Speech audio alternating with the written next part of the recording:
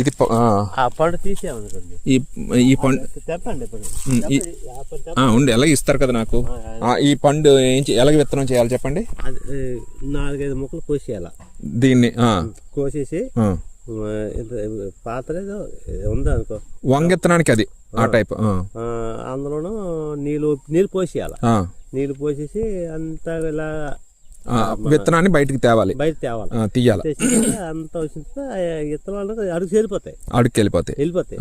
అప్పుడు మనం చెయ్యిట్లు పెట్టుకొని అలాగా నీళ్ళు వంపిస్తే వచ్చేస్తాయి. ఆ తర్వాత మళ్ళీ అట్లా ఎండేయాలి, గుడ్డ మీద లేకపోతే మామూలుగా గచ్చు మీద ఎండబెట్టేయచ్చు. గచ్చు మీద ఎండొచ్చు, లేకపోతే పేట ఉంది అనుకో, ప్లేట్లో ఎండబెట్టాలి. ప్లేట్లో ఎండబెట్టుకుని అనుకో మనం ఈజీగా తీసేయచ్చు.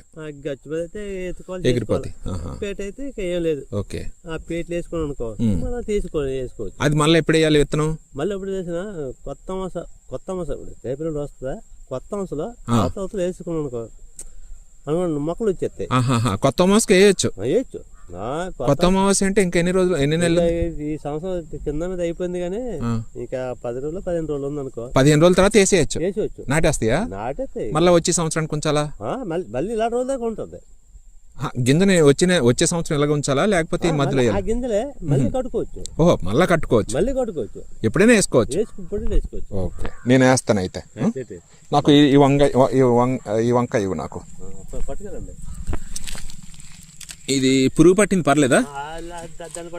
ఇదా పండించినట్టే కదా ఇది? పండించినట్టే. ఓకే, దాన్ని కోసేసి విత్తనాలు అలా తీసేందుకో. అయ్యా, ఇన్ని గింజలు రావడం ఎన్ని రావని ఆటో జాగ్రత్త పెట్టి నారు పోయండి. అలాగే ఖచ్చితంగా.